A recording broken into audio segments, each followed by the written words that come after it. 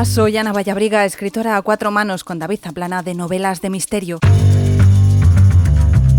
Bienvenida, bienvenido a mi podcast, un espacio quincenal donde trato de profundizar en el mundo de la literatura y lo hago a través de entrevistas que espero que te resulten educativas, inspiradoras o sorprendentes. Si quieres apoyar este proyecto solo tienes que darle a me gusta, dejar un comentario o compartir los episodios. Cuanta más visibilidad tenga el podcast, a más personas podrá llegar.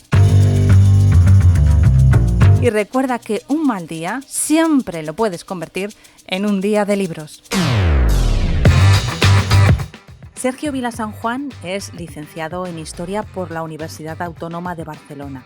Obtuvo una beca Fulbright en la Universidad de Boston, pasó por el Correo Catalán y el Noticiero Universal y comenzó a trabajar en La Vanguardia en 1987. Actualmente coordina el suplemento Culturas. En 2011 publicó Código Bestseller, ha recopilado sus artículos en Crónicas Culturales y La Cultura y la Vida, y con su segunda novela, Estaba en el aire, obtuvo el Premio Nadal 2013.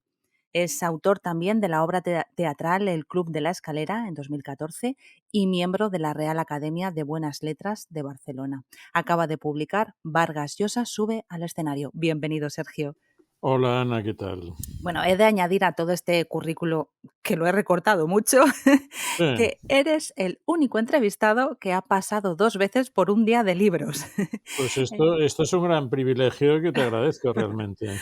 Pues sí, es que, bueno, tuvimos esa conversación en septiembre de 2020, fíjate, ya hace 2 años, y en esa ocasión hablábamos de... En plena pandemia, además. Sí, sí, porque además empecé a hacer las entrevistas precisamente por eso, ¿no? En pandemia y porque me aburría de hablar yo sola al Claro. micro. Algo había que hacer para no empezar a delirar, ¿no? Totalmente. Bueno, en aquella ocasión hablamos del fenómeno bestseller acerca de tu libro Código Bestseller, pero hoy vamos a hablar sobre periodismo cultural a través de tu libro, de Vargas Llosa sube al escenario. Y es un libro de perfiles de escritores y de artistas. Lo primero, ¿qué es un perfil? Sí, un perfil se define básicamente por lo que no es, ¿no? En el mundo periodístico, un perfil no es una entrevista, no es una crónica, no es un reportaje, es de alguna forma un retrato de un personaje que tiene interés. Ahora bien, la gente no está de acuerdo si el perfil ha de incluir una voz o varias voces, si requiere el contacto personal con la figura abordada o no, si se puede hacer un perfil de alguien del pasado o tiene que ser del presente, etcétera, etcétera. Yo en este libro, digamos, he cortado el nudo gordiano acogiendo una serie de retratos, de figuras que a lo largo de los últimos 25 o 30 años me he ido encontrando, que me parecían interesantes, que me habían enseñado algo, y hay desde algunos con los que hablo, otros con los que no hablo, pero a los que me aproximo de alguna manera, y otros que son figuras del pasado, incluso personajes imaginarios, ¿no? Como es el bandolero del Quijote o los personajes humorísticos de Bothaus, Jeeves y Wooster. Uh-huh. Abres el libro con la entrevista o con el perfil de Margaret Atwood cuando la entrevistaste en Cartagena de Indias con motivo del Life Festival en 2020. ¿Cómo se dice, Sergio? Sí, bueno, yo le llamo Hey Festival, pero mis hijos, que hablan inglés mejor que yo, seguro que me recomendarían y me dirían, no, se dice Hey o Hi. Bueno, en fin. Yo le llamo Hey Festival. Hablo con Margaret Atwood y me gusta abrir con ella por 2 razones. Primero, porque finalmente opté por el orden alfabético. Estuve dudando si utilizar el orden cronológico, otro tipo de selección, y al final utilicé el orden alfabético. Y la de Margaret Atwood para mí era importante porque ese festival Hey en Cartagena de Indias en febrero del 2020 era el último acto un poco masivo al que yo había ido antes de la pandemia. Porque, como recordarás, en marzo de ese mismo año es cuando nos mandan a todos a casa. Y yo este libro lo empecé a preparar en marzo-abril de ese año, o sea, cuando, también como tú, ¿no? Como tú empezaste con el podcast, pues yo quise hacer este libro recogiendo material, puliéndolo y dándole un poco de orden, también porque esos primeros meses, esas primeras semanas, sobre todo de la pandemia en casa, me notaba inquieto, estaba teletrabajando para mi diario, para La Vanguardia, pero de alguna forma me sobraban horas, quería hacer algo más. Entonces pensé, mira, vas a hacer un recopilatorio de parte de tu trabajo. Y me hizo ilusión abrir con Atwood con esto, porque para mí ese encuentro con ella, que es una figura importante, en Cartagena de Indias, que es un sitio precioso, la ciudad de García Márquez, con ese casco histórico colonial, me traían muy buen recuerdo de lo último que había vivido antes del confinamiento. Ujú. Y en base a qué haces, esa selección? Porque hay un amplio abanico de fechas y de personajes, porque no solamente hay escritores, hay, arquitectos como Bofill, hay artistas plásticos como Miquel Barceló, en fin. Sí, un amigo mío que sale en este libro me dijo que en realidad era un poco mi autobiografía cultural, ¿no? En el sentido de que en este libro lo que de alguna forma se dibuja son los campos de interés en los que yo he trabajado más, ¿no? Entonces aparecen ahí, por ejemplo, varios de mis maestros, Martín de Riquer, historiadores como José Enrique Ruiz Domènech, Carme Riera, la escritora que fue profesora mía en la Universidad Autónoma, profesores míos de la Universidad de Boston, como el famoso sociólogo Peter Berger, o un espía, Lawrence Martin Bittman, que había sido jefe de los servicios secretos checoslovacos y nos daba en Boston clases de desinformación, ¿no? Un tema que ahora está muy de moda, de alguna forma nos enseñaba a detectar las fake news, ¿no? Hay maestros, hay novelistas importantes, algunos con premio Nobel, ¿no? Además de Margaret Atwood, que no lo tiene, pero está, por ejemplo, Ishiguro, o sale Annie Ernaux, que es la última Nobel. Hay gente de mi generación, algunos fallecidos, tristemente, pero está, por ejemplo, la escritora Isabel Núñez, el pintor Xavier Prat, está el editor Claudio López Lamadrid, gente un poco de mi quinta que yo les hice el obituario, ¿no? Cuando fallecieron y estos son perfiles con cierta carga emotiva o dramática. A mí me ha interesado mucho la pintura y, por ejemplo, tuve la suerte de detectar muy pronto que Miquel Barceló iba a ser un pintor importante. Le hice su primer libro cuando los dos teníamos 25 años. Le he ido siguiendo a lo largo de su carrera. Y entonces, pues, en este libro plasmo 3 o 4 encuentros que he tenido con él en momentos diferentes, en lugares diferentes. El último fue en Málaga, donde hizo una performance pintando y despintando un cuadro inmenso en una hora. Fue un show artístico muy, Sí, muy siguiendo una bonito. técnica, japonesa, ¿no? ¿Es Sí, una japonesa? técnica. Sabes que Barceló ha viajado mucho a Ujú, Asia y entonces había visto allí este sistema que con una especie de pinceles y unas acuarelas primero pintas y luego se borra, ¿no? Desaparece lo pintado. Y ujú. esto a él, que le gusta mucho lo efímero, le interesa mucho las cosas que se construyen y se deconstruyen, esto le llamó mucho la atención y ha hecho en muy gran formato, porque en este caso era un cuadro de varios metros, ¿no? Lo pintaba con agua y al secarse el agua, pues lo que había pintado desaparecía, ¿no? Ujú. Me hace Bueno, pues gracia porque en ese momento dicen, bueno, ¿cuándo habrá un cuadro de Miquel Barceló, ¿no? En el Museo de Picasso de Málaga? Y decía, bueno, lo habéis tenido ya, ¿no? lo habéis tenido, pero solo un rato. Sí, Sí, es sí, sí. curioso. Sí, y bueno, pues pintores salen varios. Por ejemplo, sale otro también fallecido, Josep Sisquella, que era un pintor que pintaba sombras siguiendo también esta estética japonesa, ¿no? De plasmar, digamos, lo opaco, ¿no?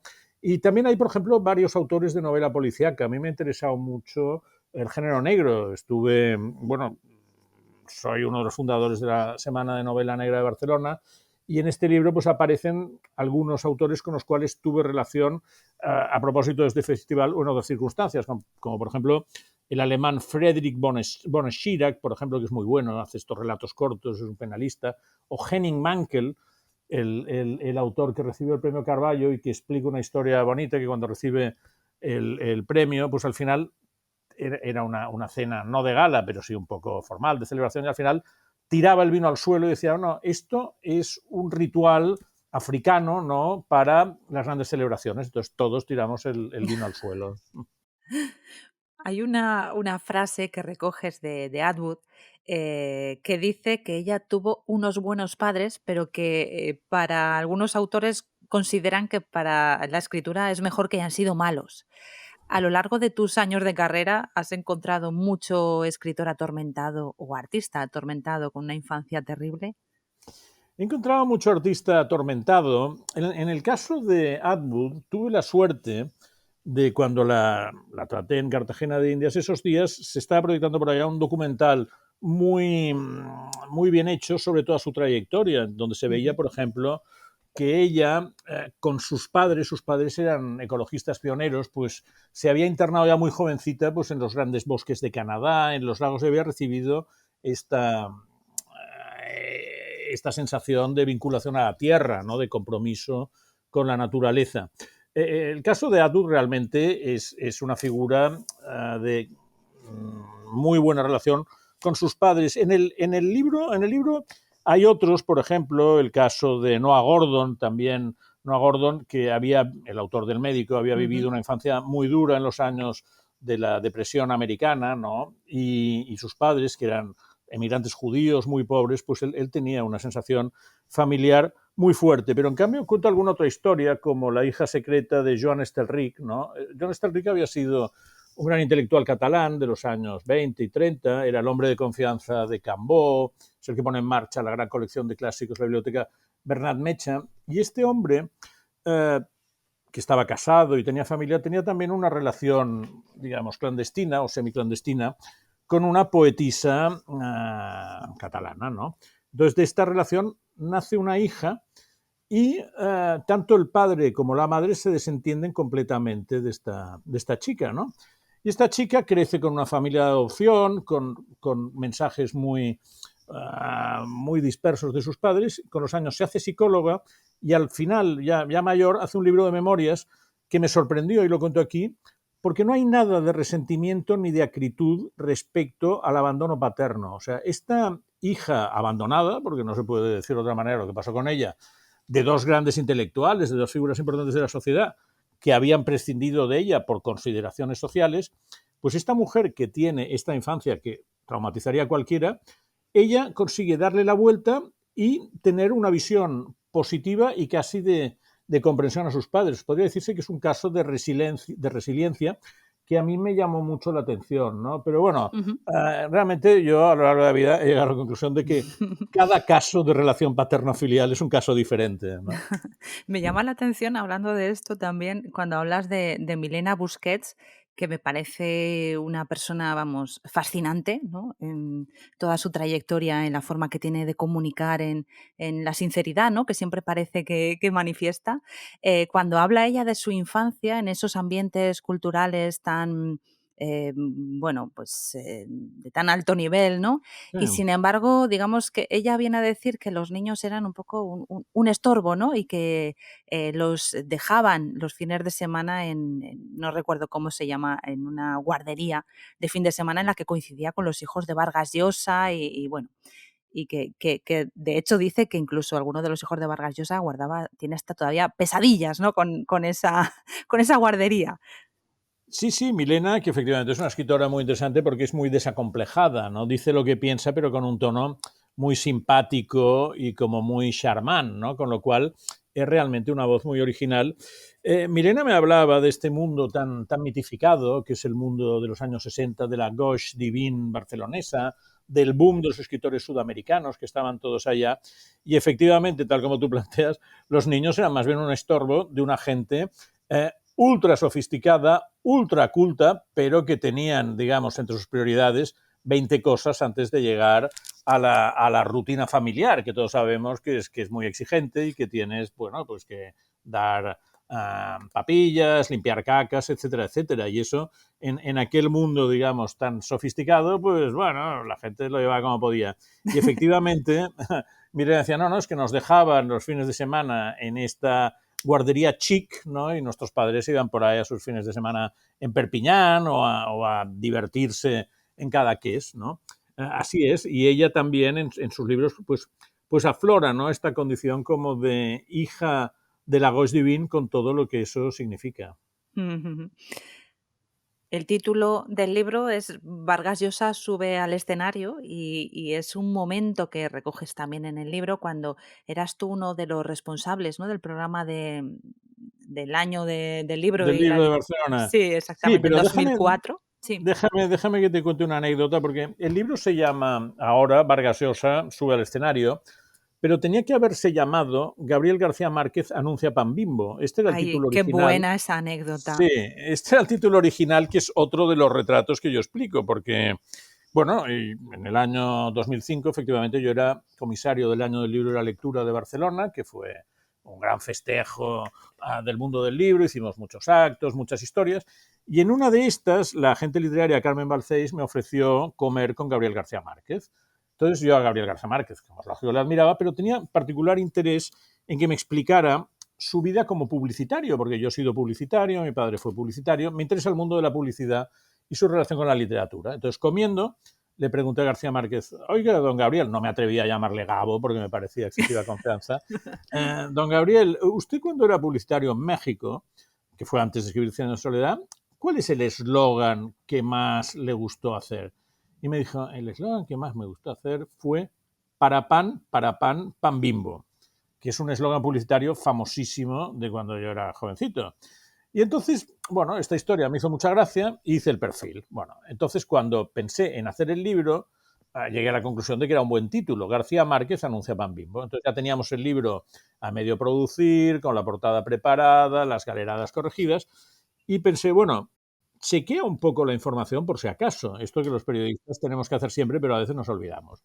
Bueno, empecé a chequear y me encontré que otro escritor también importante, nada menos que Fernando del Paso, un mexicano que fue premio Cervantes, en una entrevista de hace 25 años decía, yo fui quien creé el eslogan para pan, pan bimbo. Ostras, me muero, el título no funciona y la historia no es cierta. Bueno, empecé a indagar y la historia era cierta. Lo que ocurría era que tanto García Márquez como Fernando del Paso habían trabajado en la misma agencia de publicidad en Ciudad de México, con lo cual lo más posible, porque Del Paso estaba muerto, lo más posible era que entre los dos, en algún, digamos, brainstorming, hubieran creado este eslogan, con lo cual no era de uno solo de ellos, sino de los dos, pero a mí ya no me servía como título. Y entonces fui a buscar otra de las anécdotas del libro, que es este momento en que le producimos a Vargas Llosa su obra teatral para dar título.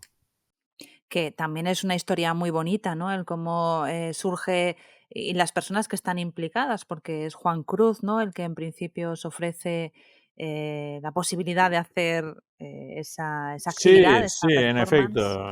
Juan Cruz, que es el decano de los periodistas culturales españoles y posiblemente el más activo, es conocido como un hombre de una hiperactividad tremenda. En aquella época era editor, trabajaba como editor para el grupo Prisa, que tenía el grupo Santillana, y dentro pues tenía la editorial Alfaguara. Ujú. Y entonces yo un día le llamo y le digo, oye Juan, ¿por qué no pensáis algo en Alfaguara para colaborar con el Año del Libro de Barcelona?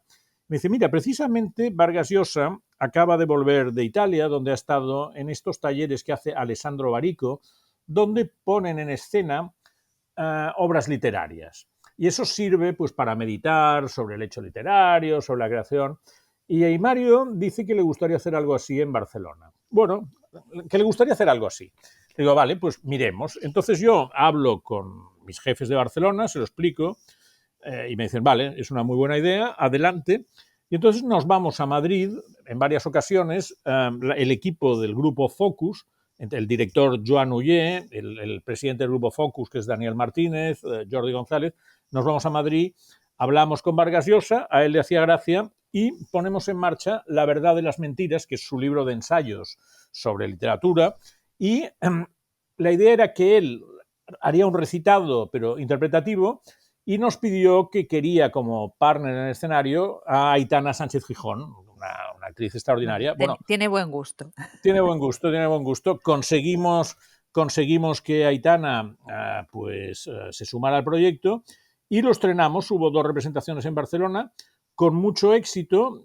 Me acuerdo que la primera noche de la representación, Mario nos invitó después a cenar a un restaurante que se llama Antigua, de unos parientes suyos en Barcelona, que empezamos a cenar a las 2 de la mañana después de la sesión y acabamos como a las 5. Creo que es la cena más noctámbula que he tenido en mi vida.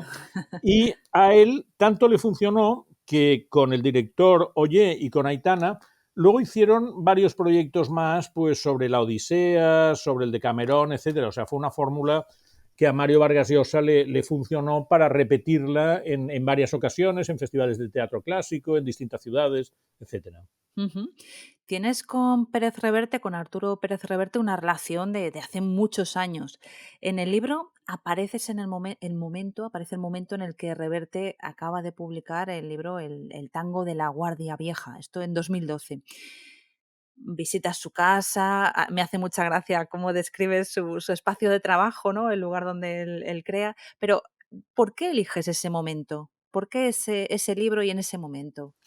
Bueno, yo a Pérez Reverte, en efecto, le tengo cariño y admiración, no solo porque me parece un gran escritor, sino porque me parece un hombre generoso, y una prueba es este formato, es la publicación Zenda, que es una cosa que sale de su interés por brindar un poco a la comunidad literaria un punto de encuentro donde quepa, digamos, gente de todo tipo, sin sectarismos, y esto me parece muy, muy valiente y muy generoso por su parte. Pero aparte, sus novelas me gustan mucho en general, o sea, y algunas me gustan especialmente. El tango de la Guardia Vieja es una de las que más me gustan, es una novela muy compleja, es una novela que le escribió a lo largo de bastantes años, de casi 20 años, tienes tres áreas temporales, ¿no? Tiene una ambientación bonaerense en buena parte del libro, es un tango, ¿no? Y Ujú. me parece una novela muy, muy sugestiva, donde hay bastantes elementos divertidos, ¿no? Por ejemplo, hay unos ladrones de caja fuertes y Arturo me explicó que él mismo había pasado por la experiencia, había contactado con unos ladrones de caja fuerte viejo estilo y le habían enseñado a reventar cajas. En Oye, este ¿cómo caso, se consiguen contactos?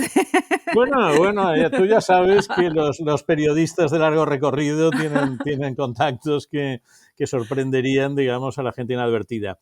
En este caso, le digo, bueno, ¿dónde quieres que quedamos? Y el profesor, bueno, va, ven a casa. Él no abre su casa a menudo, pero bueno, en fin, en este caso me la abrió y realmente su casa es un museo, es un poco lo que yo explico. Él tiene mucha memorabilia, tiene objetos de sus viajes, objetos militares, tiene una biblioteca muy bonita con una bibliofilia estupenda, su mujer es una gran encuadernadora, en fin, toda la casa es en buena parte un museo. Yo me acordé de aquella exposición que se llamaba El Museo Imaginario de Tintín, ¿no? Que recorría un poco todas las culturas, todas las atmósferas por las que había pasado Tintín, ¿no? Desde el Tibet a los barcos piratas, y por eso al capítulo dedicado a Pérez Reverte le llamó El Museo Imaginario de Pérez Reverte, porque su casa es un poco un museo que refleja sus vivencias y un poco sus recorridos y un poco las atmósferas en las que él se siente a gusto, creo.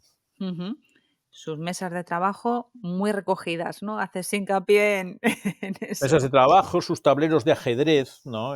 Para él el ajedrez es importante, él aparece en varias de sus novelas, ¿no? Es un juego que es un poco una metáfora del mundo, ¿no? Sí, sí, sí, en la tabla de Flandes ya aparece, Claro, claro. sí, sí, sí.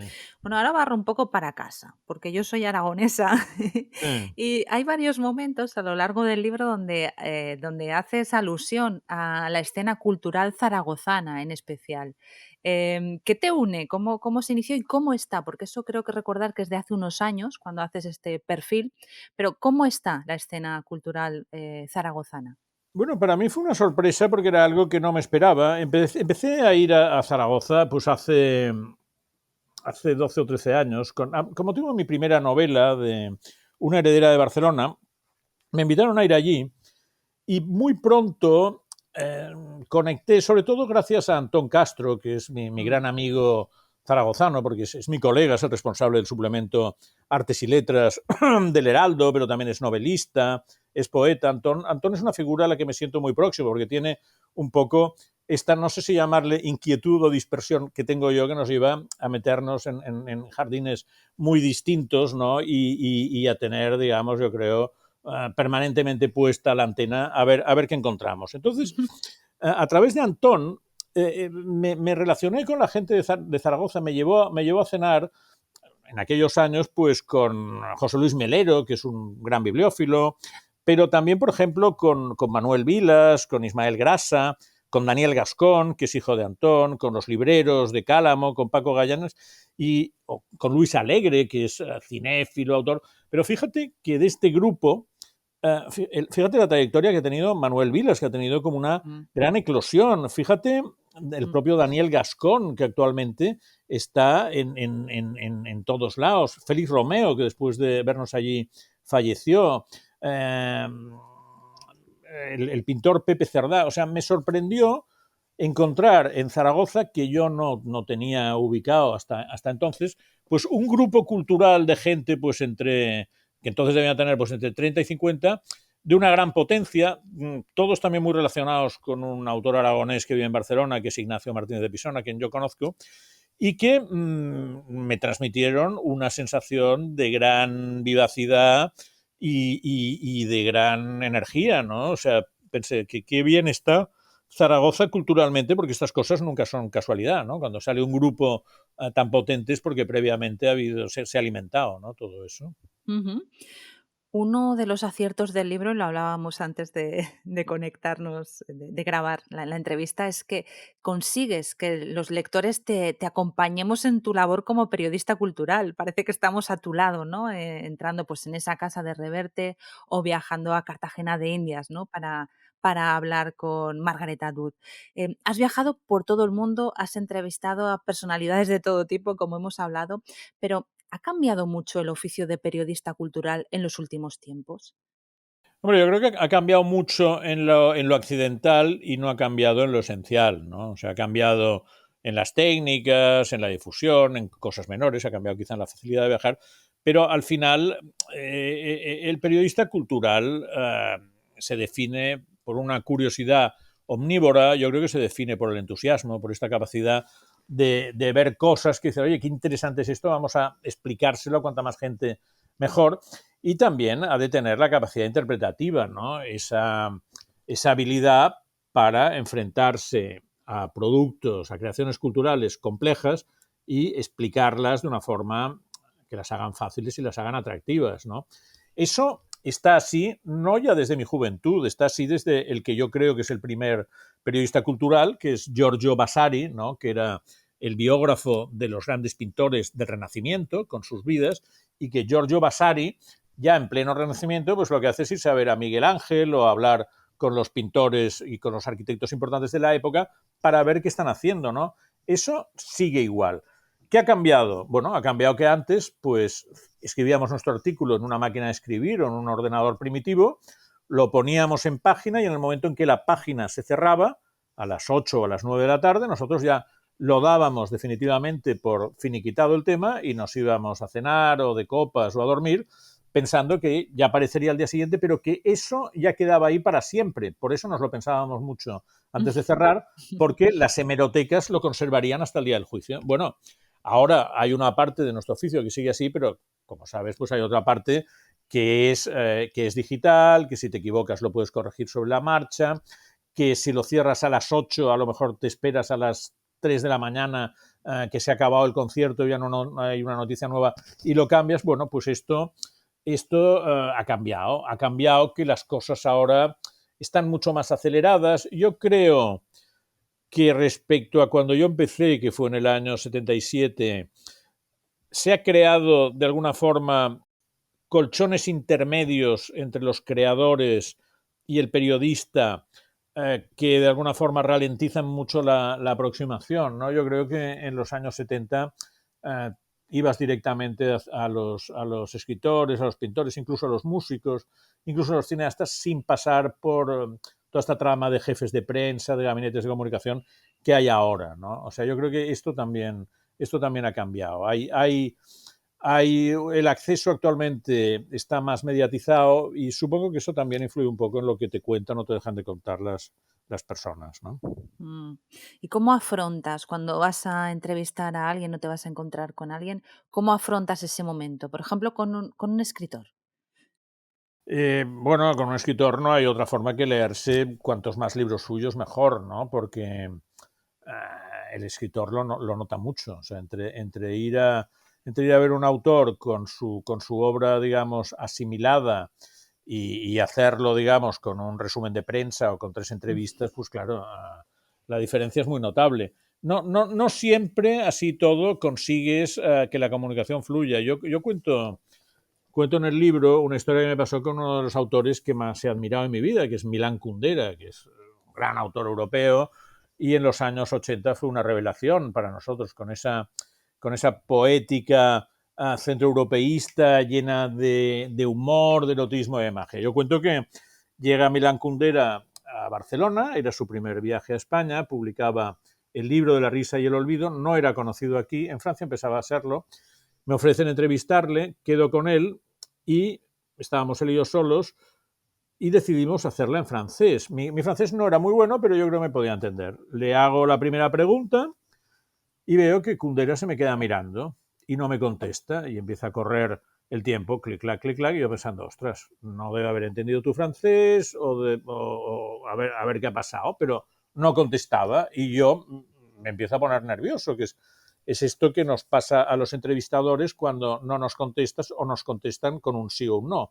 Yo me pongo nervioso y al cabo, no sé, de 2, 3, 4 o 5 minutos, porque el tiempo se está haciendo eterno, empiezo a hacer la segunda pregunta. Y entonces Milan Kundera empieza a contestarme la primera, ¿no? Y estuvimos así una hora, o sea, yo le preguntaba, él se quedaba un rato meditando y cuando yo ya no podía más y le hacía otra pregunta, pues él arrancaba la contestación de la pregunta anterior. Y esto era así porque él realmente meditaba la pregunta, cosa que en nuestro oficio no siempre pasa, porque muchas veces vas a ver gente que son muy rápidos o que ya tienen la pregunta muy pensada o se lo han hecho muchas veces, pero Kundera se me tomaba muy en serio y pensaba sobre lo que yo le estaba planteando, ¿no? Y años más tarde leí, y me contaron los de su editorial, que Kundera había decidido ya no conceder más entrevistas y lo entendí perfectamente porque vi que era una persona que sufría con esto. Este año el país invitado en la Feria del Libro de Frankfurt ha sido España. ¿Has tenido la oportunidad de asistir? Bueno, no solo de asistir, estuve en el comité asesor. Nos convocaron a mí y a otros compañeros en octubre pasado a María José Gálvez, que es la directora general del libro, y Elvira Marco, que era la comisaria, y nos invitaron a ayudar a preparar un poco el programa. O sea que lo he vivido bastante de cerca. Yo he tenido mucha relación con la Feria de Frankfurt porque como periodista la cubrí durante 15 años. En el año 2007, en que la literatura y la cultura catalana fue invitada de honor, yo participé en la exposición central e incluso hice un libro con aquel motivo que se llamaba El síndrome de Frankfurt, ¿no? Donde explicaba que la Feria de Frankfurt genera en quienes van un síndrome que es la idea de que llegas tarde, ¿no? Porque tanto los editores, como los periodistas, como los escritores, todos creen que están llegando tarde a las citas importantes, que se van a perder el libro del año, que se van a perder la gran información, ¿no? En Frankfurt todo el mundo cree que llega tarde. Bueno, hice este libro del año 2007 y este año he participado en la preparación del programa, como te comentaba, y dentro del pabellón español moderé 2 mesas redondas. Una fue un homenaje a Carlos Ruiz Zafón, que fue un buen amigo mío con el que tuve mucho trato Mm. y que falleció hace 2 años muy prematuramente. Era un autor joven, digamos, todavía Sí. en pleno momento creativo. Y otra mesa redonda precisamente con Arturo Pérez Reverte, donde repasamos su trayectoria y hablamos de Revolución, que es su última novela. O sea que sí, he tenido bastante intervención y la he disfrutado mucho, la Feria de Frankfurt. ¿Qué importancia tiene el que, por ejemplo, haya participado este año España? ¿Es un escaparate tan importante, Frankfurt, de cara al mundo, de cara a traducciones, que quizás es un poco lo que más cuesta, ¿no? El salir del idioma español y poder estar, sobre todo en inglés, yo creo que es donde es más difícil, ¿no? En inglés también, sí, es importantísimo. Frankfurt es importantísimo porque es la mayor feria del libro del mundo y no solo la mayor, sino la más influyente. Y además es el punto de encuentro de la sociedad del libro cada año. O sea, el Ujú. mundo del libro se da cita en Frankfurt. Antes era clave para comprar y vender derechos, para pasarse información. Actualmente mucha de esta información y muchos de estos contactos ya se hacen antes por correo electrónico y con las nuevas tecnologías de la información, ¿no? Pero lo que es el contacto personal, el verse, el comer juntos, chismorrear, contarse las cosas, contarse la información un poco, eso se sigue dando allí. Entonces, por un lado, es el gran escaparate de cara al mundo inglés y americano, que es muy importante por las traducciones a esta lengua, pero Alemania también es la gran ventana al mundo centroeuropeo y al mundo del este. Ujú. Entonces, claro, el idioma alemán es muy importante y es, a España tradicionalmente el alemán no ha sido un mercado, digamos, muy abierto. Ha habido excepciones, hay autores que han triunfado mucho, como Javier Marías, como el propio Ruiz Zafón, como Chirves, pero lo que se ha conseguido este año es, claro, bueno, este año, estos 4 años de preparación de la feria y de celebración, se han conseguido cerca de 400 traducciones de libros españoles al alemán. Entonces, esto es muy importante porque es una gran difusión, es una entrada, digamos, de caballería, ¿no? En este mundo cultural que es, a ver, son países culturales importantes, o sea, Mm. Alemania, Francia, con sus cadenas de librerías, sus programas académicos, son lugares donde se cuida mucho la cultura. Entonces, que España tenga proyección ahí no es ninguna tontería. Tienes las 2 facetas, la de periodista cultural, que es tan importante, pero luego, has tenido una trayectoria literaria, ya, con varios libros a tus espaldas. ¿En qué faceta te sientes más cómodo? Bueno, yo, a ver, la verdad es que creo que he tenido bastante suerte porque como periodista cultural, pues mira, llevo cerca de 45 años en el negocio, ¿no? Me lo he pasado muy bien, nunca me he aburrido, he conocido a un montón de gente interesantísima, he viajado por todo el mundo, he dirigido un suplemento que es una tarea muy bonita. Como periodista cultural estoy muy contento. Yo creo que mi aproximación al mundo, mi mirada al mundo es la de un periodista cultural y de ahí, digamos, hago salidas hacia otros campos. O sea, creo que mis novelas reflejan un poco esta perspectiva del periodista cultural, ¿no? De cómo ve la sociedad el periodista cultural.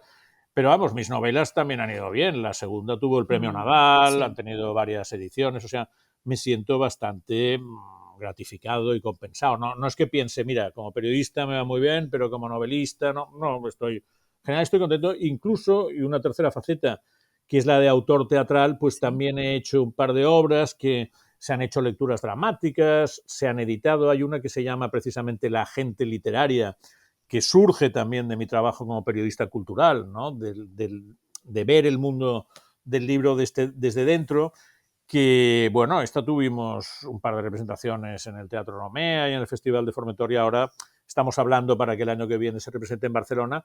El personaje central en Formentor y en Barcelona lo hizo Mercedes San Pietro. Bueno, pues y, yo tengo curiosidad y me gusta ir tanteando terrenos, pero insisto, lo que es la línea conductora de mi vida profesional ha sido el periodismo cultural. Ujú. Te voy a hacer el test literario que hago a los invitados, a ver qué me contestas. Un clásico que te haya gustado.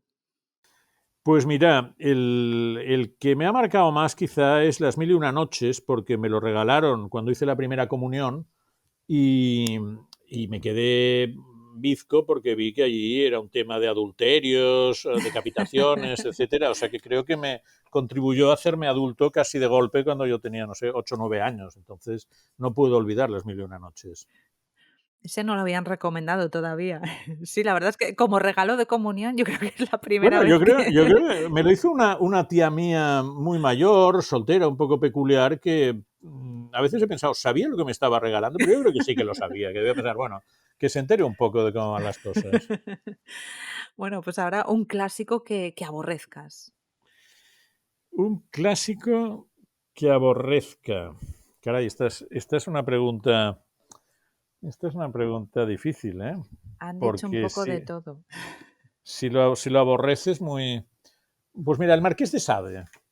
El Marqués de Sade, con toda esta retórica que se monta alrededor de él y de su escritura, sobre todo los franceses de los años 60 y 70, pues a mí me parece asqueroso y repugnante, me parece una mala persona. Y todo lo que cuenta me parece horroroso. O sea que estoy muy en contra del Marqués de Sade. Bueno, él decía que había que impactar, ¿no? Que había que ponerlo terrible o algo así venía Sí, sí, diciendo, bueno, pero bueno, bueno, pero según que hagas a la gente, aunque lo hagas en el campo de lo imaginario, tú tienes que ser consciente que estás manejando, digamos, conceptos humanos, ¿no? Y yo creo que Sade era una mala persona, y entonces no me gustan las malas personas.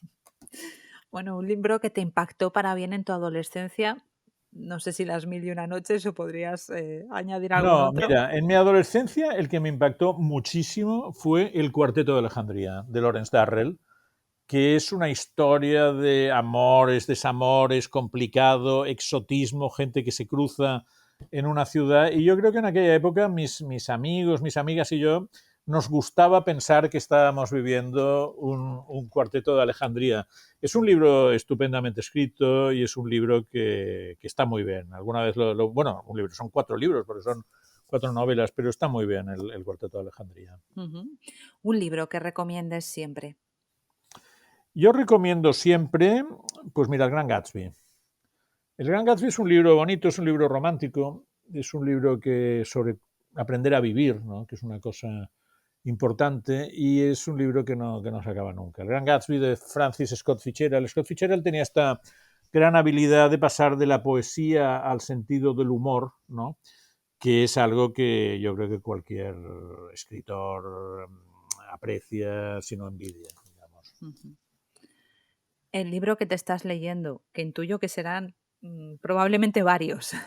En estos momentos, pues sí, es que tengo 27. Ah, Pero mira, el libro que estoy leyendo en estos momentos, que tengo aquí encima, es El fuego de la imaginación de Mario Vargas Llosa, que es una recopilación precisamente de su obra periodística, de su obra de periodismo cultural, ¿no? Y que se abre con aquel famosísimo discurso que es La literatura es fuego, que lo dio cuando le concedieron el premio Rómulo Gallegos, y que en el cual define su visión literaria, ¿no? Y donde dice que la literatura no es una tontería, ¿no? Que la literatura es un gran compromiso. Y es verdad que lo tengo en este momento encima de la mesa, con lo cual está al lado de mi propio libro, Vargas Llosa sube al escenario, ujú. y esto me recuerda que Vargas Llosa para mí ha sido siempre una gran referencia y un modelo de escritor de alta calidad, de escritor que se ha renovado constantemente, que no ha dejado nunca de innovar, de ofrecer puntos de vista nuevos, de ofrecer textos nuevos. Para mí, Vargas Llosa realmente ha sido un privilegio poder leerle, poder tratarle y poder conversar con él en muchas ocasiones. Ujú.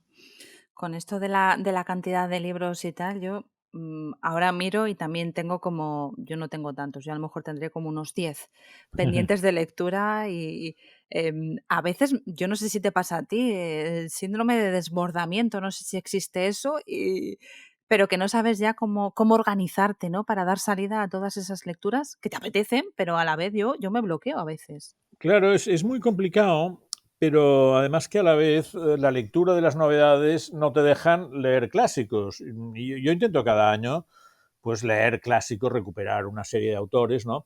Pero, por ejemplo, este verano, este agosto, que quería pues dedicar un tiempo a los clásicos griegos, etcétera, etcétera, me mandaron 2 galeradas de 2 libros que los dos eran extensísimos y eran novedades. Entonces yo por principio en verano intento no leer novedades, pero en este caso uno era la biografía de Ana María Martínez Sagi, que ha escrito Juan Manuel de Prada, 1500 páginas, y el otro era una novela alemana que se llama La Brigada de los Canallas, de Chris Kraus, que es una historia sobre el nazismo muy buena. Total, 800 páginas.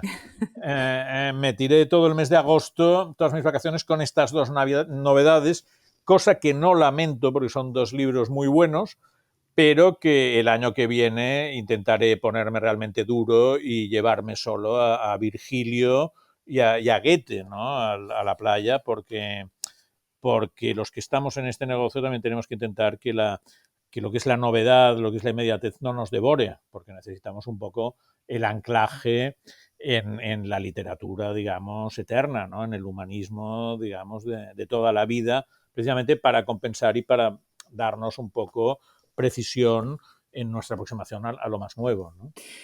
¿Cómo es para ti un día de libros perfecto? Mira, ¿Hay días sin libros en tu vida? Sería la Yo, yo, pregunta, yo, quizá.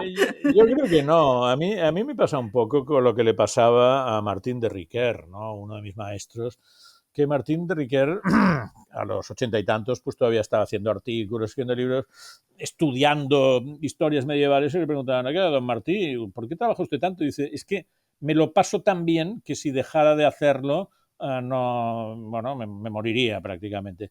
Bueno, a mí me pasa esto, yo es que realmente disfruto mucho, o sea, cuando un día normal pues me llegan a La Vanguardia 10 libros, los abro, los miro, los investigo, piensas, qué lujo, me están pagando por algo que en otro contexto estaría pagando yo por hacer, ¿no? Y esto pues, qué bien, ¿no?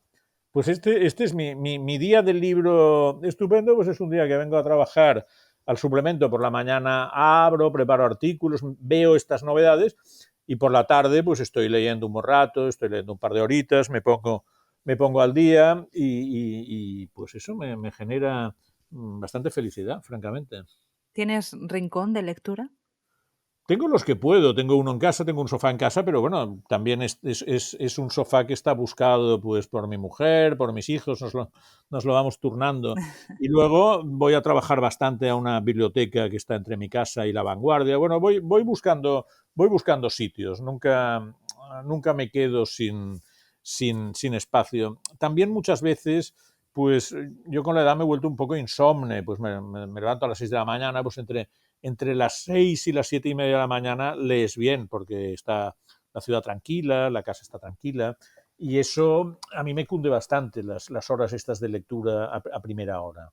Ujú. ¿Y eres de los que tiene librerías llenas de libros, cargadas de libros, o Sí, estás... mira, en casa tenemos un numerus clausus, porque cada 5 o 6 años tenemos que hacer una purga, porque ya no caben más libros. Entonces, de forma regular, purgamos, los cedemos libros a bibliotecas, cedemos libros a distintas entidades, sí, pero realmente ya reventamos, ¿no?, de libros, como algunas de estas obras de arte que parece que los libros exploten, pues yo me da un poco la sensación de vivir en esto, en una explosión permanente de libros.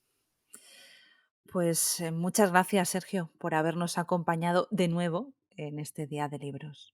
Bueno, pues gracias a ti, Ana, y gracias por invitarme por segunda vez. Eso revela mucha paciencia por tu parte. No lo creo, y no descartemos una tercera si tú te Bueno, prestas. bueno, bueno, estoy dispuesto, estoy dispuesto. Muchas gracias, Sergio. Si no quieres perderte ninguna entrevista, suscríbete al canal y recuerda que dentro de 15 días volverá a ser un Día de Libros.